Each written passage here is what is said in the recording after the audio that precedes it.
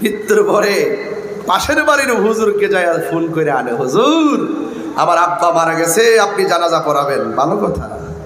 নিজের সন্তান একটা আলেম বানাইলেন না কেন? নিজের একটা নাতিকে আলেম বানাইলেন না কেন? কেন আজকে ইমাম সাহেবের কাছে যাইতে হলো? এটা আমাদের জাতি হিসাবে আমরা বড় দুর্ভাগ্য যে একটা মানুষ মারা যাওয়ার পরে কাফনের কাপড়টা কিভাবে কাটতে হয় সেটাও জানি না। আমরা বড় দুর্ভাগ্য জাতি। একটা মানুষ মারা যাওয়ার পরে তাকে কিভাবে গোসল দিতে হয় সেই গোসলের নিয়মটাও জানি না। কথা বলেন ঠিক কিনা বলেন? এইগুলো জানার দরকার আছে না নাই? অনুরোধ করে বলবো আমার যুবক ভাইয়েরা, আল্লাহ রাব্বুল আলামিন আমাদেরকে টেন্ডার বাজির জন্য পাঠাই নাই, রাহাজানির জন্য পাঠাই নাই, মারামারির জন্য পাঠাই নাই। আল্লাহ রাব্বুল আলামিন কোরআনের মধ্যে বলে দিয়েছেন, ওয়া মা খালাকতুল জিন্না ওয়াল ইনসা ইল্লা লিয়াবুদুন।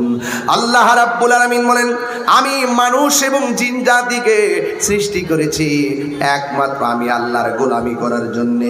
এই জন্য নামাজের মাধ্যমে আল্লাহর গোলামি হয়, রোজার মাধ্যমে আল্লাহর গোলামি হয়, যাকাতের মাধ্যমে আল্লাহর গোলামি হয়, হজের মাধ্যমে আল্লাহর গোলামি হয়, দানের মাধ্যমে আল্লাহর গোলামি হয়। তাই তো আল্লাহর হাবিব বলেছেন, 7 প্রকারের মানুষকে আমার আল্লাহ আরশে আজিমের নিচে ছায়া দিবেন। এর মধ্যে 1 নম্বর হলো ন্যায় বিচারক। আমাদের রঘুরামপুরে এলাকার ভিতরে ন্যায় বিচারক আছে না নাই? দতিয়ার দিঘির পারে ন্যায় বিচারক আছে না নাই? আছে বলেন না? কিছু কিছু আবার বিচারক আছে ঘুষ খাইয়া বিচার করে।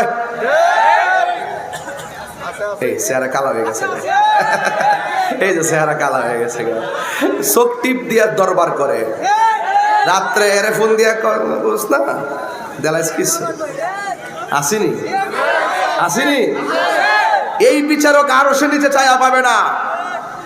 একমাত্র ঘুষখোর বিচারকদের কারণে সমাজের মানুষ সুষম বন্টন নীতির আলোকে, মানুষের ইনসাফ, মানুষের সুষম নীতির আলোকে যে ইনসাফ ভিত্তিক বিচার কার্যক্রম চালু হওয়ার কথা ছিল, একমাত্র এই ঘুষখোরদের কারণে সমাজের মানুষ ন্যায্য অধিকার থেকে বঞ্চিত হচ্ছে। কথা বলেন ঠিক না?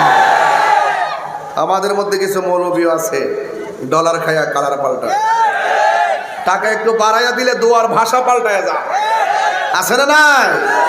রাত্রে বলে এক কথা, দিনে বলে আরেক কথা, আছে না? এবার দেখেন এইরকম ভাবে চলতে থাকলে সমাজ ভঙ্গুর হয়ে যাবে। আপনাদেরকে অনুরোধ করবো, যারা ন্যায় বিচার করবে এদেরকে আরশের নিচে আল্লাহ ছায়া দিবেন। এর দ্বারা প্রমাণ হয় যারা অন্যায়মূলক বিচার করবে তারা আরশের নিচে ছায়া পাবে না। এরপরে 2 নম্বর হলো আস-সাখী, যারা দানশীল ব্যক্তি।